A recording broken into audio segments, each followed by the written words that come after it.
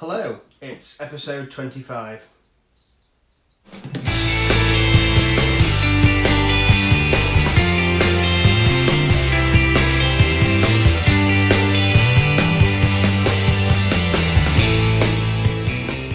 Hello and welcome.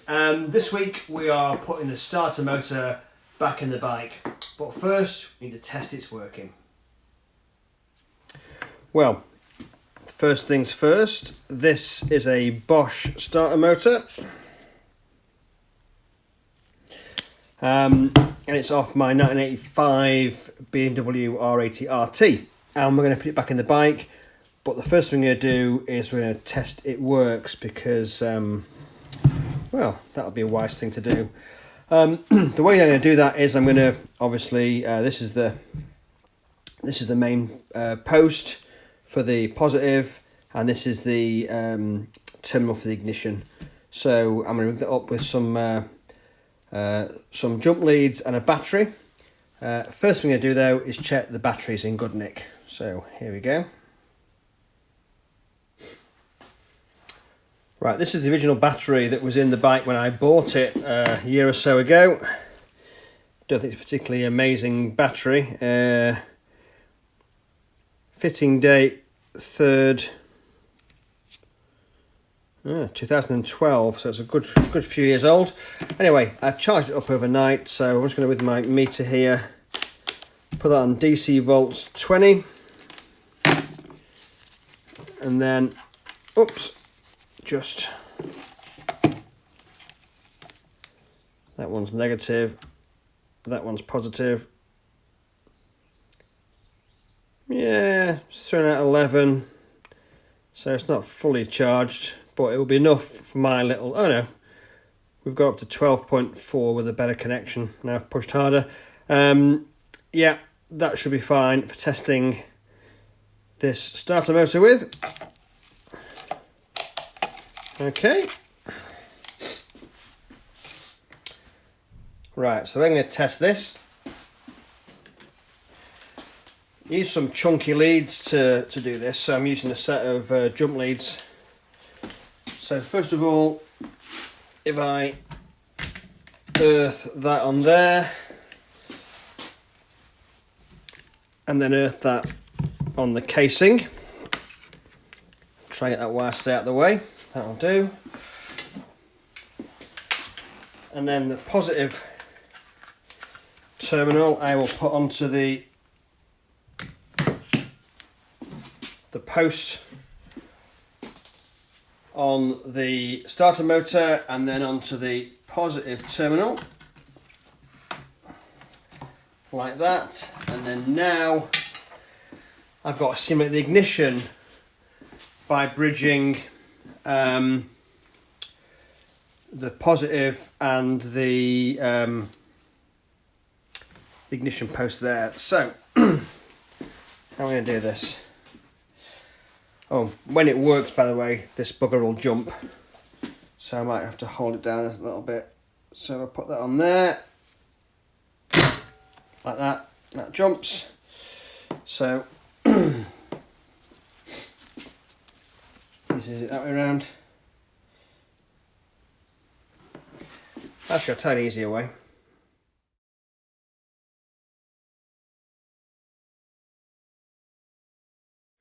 Right, so what did that gap then? I attached my positive wire directly to the battery terminal here, so it allows me to hold the starter motor in place while I activate the ignition bit.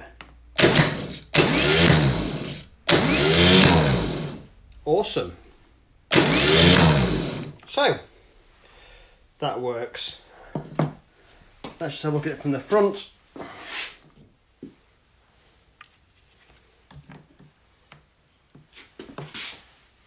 There's a little post gone down there.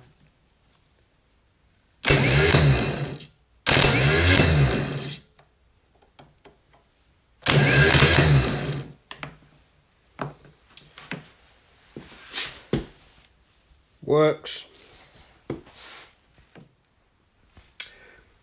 Right, the starter motor is secured by 3 bolts.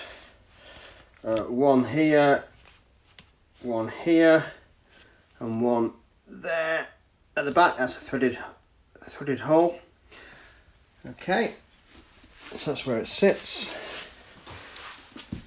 Okay, so this this flange on the back end actually goes. Oh, move that. Yeah, this flange actually goes on the outside of that there.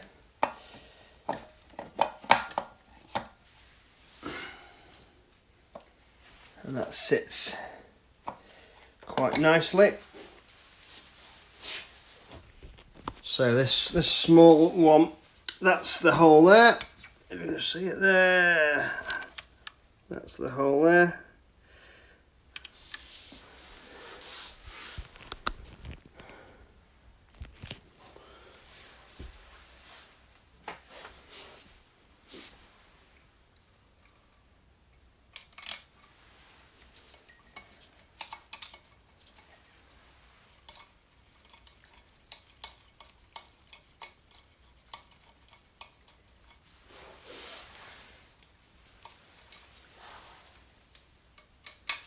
Okay, it's in loosely, and these 2 bolts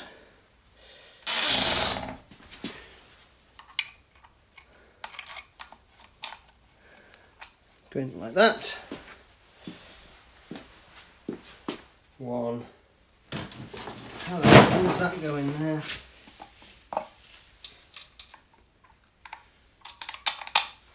Two. Super good.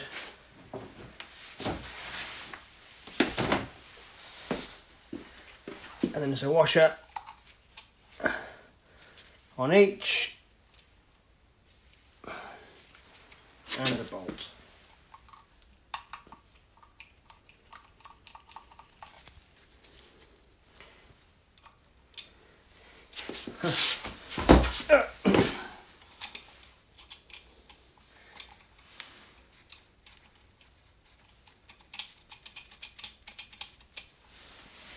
Like so. There's a, yeah.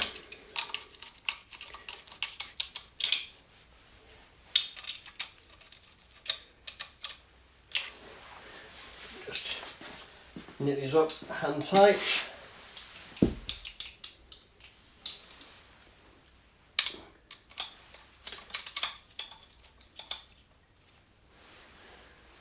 For now.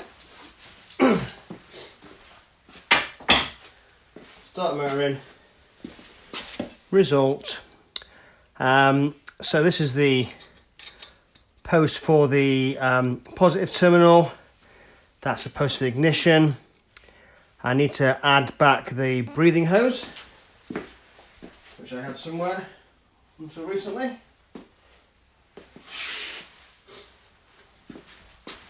Okay, here's the breathing hose, which I'll put back on. I actually don't know what I'm going to do with the end of it, actually, because I'm not sure about putting the airbox back on yet, but that wants to go back over there,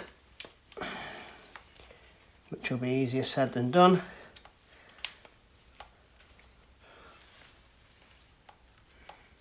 Although, he did it straight away, that's good. And that's the Jubilee clip, which is going to hold it in place nicely. Ah, that was a lot easier than I thought. Actually.